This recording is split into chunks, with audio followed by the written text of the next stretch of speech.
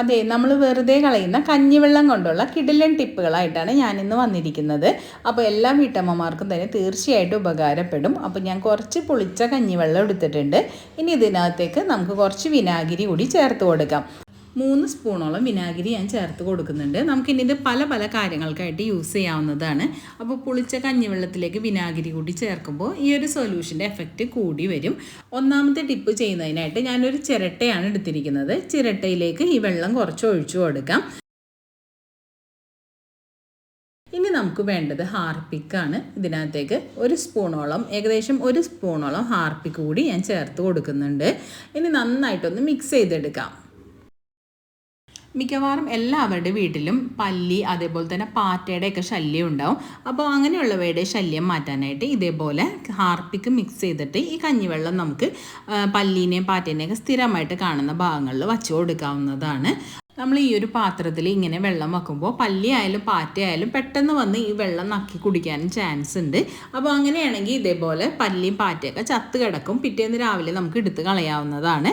പിന്നെ നമുക്ക് എലിശല്യം മാറ്റാനായിട്ടും ഇത് ഉപയോഗിക്കാവുന്നതാണ്. അപ്പോൾ എലികൾക്ക് ഏറ്റവും ഇഷ്ടം ബിസ്ക്കറ്റും അതേപോലെ റസ്ക് ഒക്കെ ആണല്ലോ. അപ്പോൾ നമ്മൾ ബിസ്ക്കറ്റിൻ്റെ പൊടി കൂടി ഇതിനകത്തേക്ക് ചേർത്ത് കൊടുക്കണം. ഈ ഒരു രീതിയിൽ ബിസ്ക്കറ്റിൻ്റെ പൊടി കൂടി ചേർത്തിട്ട് നമ്മൾ എലിശല്യമുള്ള ഭാഗങ്ങളിൽ വയ്ക്കുകയാണെങ്കിൽ പെട്ടെന്ന് തന്നെ ഈ ബിസ്ക്കറ്റിൻ്റെയൊക്കെ ആ ഒരു സ്മെല്ല് കൊണ്ട് എലി ഓടി വന്ന്, എലിക്ക് പിന്നെ ഈ കഞ്ഞിവെള്ളം ഇഷ്ടമാണ്. എലി ഈ വെള്ളം കുടിക്കുകയാണെങ്കിൽ ഹാർപ്പിക്കിൻ്റെ അംശം ഉള്ളിൽ ചെല്ലും. അതേപോലെ തന്നെ എലിയുടെ ശല്യം അതോടുകൂടി മാറുകയും ചെയ്യും.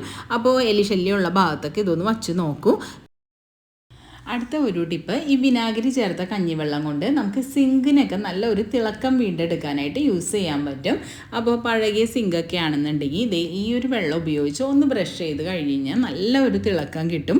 അപ്പോൾ സിങ്കിന് മാത്രമല്ല സ്റ്റീലിൻ്റെ ടാപ്പുകൾക്കും അതേപോലെ തന്നെ സ്റ്റീലിൻ്റെ ഫിറ്റിങ്സുകളൊക്കെ, ബാത്റൂം ഫിറ്റിങ്സുകൾക്കൊക്കെ ആണെങ്കിൽ നല്ലൊരു തിളക്കം കിട്ടുന്നതിനും അതിൽ പറ്റി പിടിച്ചിരിക്കുന്ന പാടുകളൊക്കെ മാറുന്നതിനായിട്ടും ഈ ഒരു വെള്ളം യൂസ് ചെയ്ത് കഴുകിയാൽ മതി.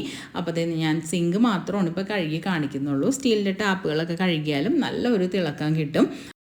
ഈ കിച്ചൺ സിങ്കിനുള്ളിലുള്ള ബ്ലോക്ക് മാറ്റുന്നതിനും അതേപോലെ തന്നെ സീവിനുള്ളിൽ നിന്ന് ബാഡ് സ്മെല്ല് വരുന്നതൊക്കെ മാറാനും ഇതേപോലെ ഈ ഒരു വെള്ളം ഒഴിച്ചു കൊടുക്കുന്നത് വളരെ നല്ലതാണ്. വിനാഗിരി ചേർത്ത കഞ്ഞിവെള്ളം രാത്രി സമയത്ത് ഇതേപോലെ ഒഴിച്ചു കൊടുക്കുക. വേസ്റ്റ് ടാങ്കിനുള്ളിൽ ബാക്ടീരിയാസ് കുറയുന്ന സമയത്താണ് കറക്റ്റായിട്ട് വേസ്റ്റ് വിഘടിക്കാതെ സ്മെല്ലൊക്കെ വരുന്നത്. അപ്പോൾ നമ്മൾ ഈ പുളിച്ച കഞ്ഞിവെള്ളം ഒഴിക്കുമ്പോൾ വേസ്റ്റ് വിഘടിക്കുന്ന ബാക്ടീരിയാസൊക്കെ കൂടുതലായിട്ട് ഉണ്ടാവുകയും പെട്ടെന്ന് തന്നെ വേസ്റ്റ് വിഘടിച്ച് പോവുകയൊക്കെ ചെയ്തോളും. അടുത്ത ടിപ്പ് ചെയ്യുന്നതിനായിട്ട് ഈ വിനാഗിരി ചേർത്ത കഞ്ഞിവെള്ളം തന്നെ ഞാൻ 1/2 ഗ്ലാസോളം എടുക്കുന്നുണ്ട്. അപ്പോൾ 1/2 ഗ്ലാസ് ഈ വിനാഗിരി ചേർത്ത കഞ്ഞിവെള്ളവും പിന്നെ 1/2 ഗ്ലാസോളം പച്ചവെള്ളവും ചേർത്ത് ഇതൊന്ന് നന്നായിട്ട് മിക്സ് ചെയ്യണം. നന്നായിട്ട് മിക്സ് ചെയ്തതിന് ശേഷം ഞാനൊരു സ്പ്രേ ബോട്ടിലേക്ക് ഒഴിച്ചു കൊടുക്കുന്നുണ്ട്. മിക്കവാറും എല്ലാവരുടെ വീട്ടിലുള്ള ഒരു പ്രശ്നമാണ് കറിവേപ്പിൻ്റെ മുരടിപ്പ്, അതേപോലെ തന്നെ കറിവേപ്പിലെ പ്രാണികളുടെ ശല്യം.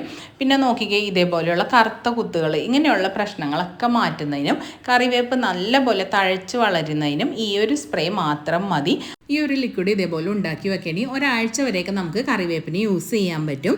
അപ്പോൾ കറിവേപ്പിൻ്റെ ഇലയിൽ കീടനാശിനികളൊന്നും തന്നെ നമുക്ക് പ്രയോഗിക്കാൻ പറ്റില്ല. അപ്പോൾ ഇതേപോലെ പുളിച്ച കഞ്ഞിവെള്ളത്തിൽ വിനാഗിരി ചേർത്തോ അല്ലെങ്കിൽ വിനാഗിരിക്ക് പകരം നാരങ്ങാനീര് ചേർത്തോ നമുക്ക് യൂസ് ചെയ്യാവുന്നതാണ്. വളരെ നല്ല ഒരു സൊല്യൂഷനാണ്.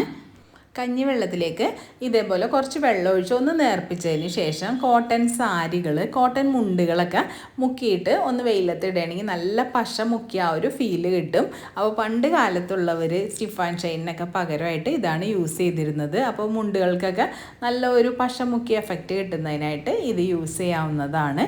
അപ്പോൾ ഇത്രയേ ഉള്ളൂ ഇന്നത്തെ വീഡിയോ ഇഷ്ടമായെങ്കിൽ ഫ്രണ്ട്സിനൊക്കെ ഒന്ന് ഷെയർ ചെയ്ത് കൊടുക്കണേ. അതേപോലെ തന്നെ ലൈക്ക് ചെയ്യാനും നിങ്ങളുടെ കമൻറ്റ്സ് പറയാനും മറക്കരുത്. നെക്സ്റ്റ് ഒരു യൂസ്ഫുൾ വീഡിയോ ആയിട്ട് ഉടനെ വരാം. അതുവരെ എല്ലാവർക്കും ബൈ ബൈ. Thank you.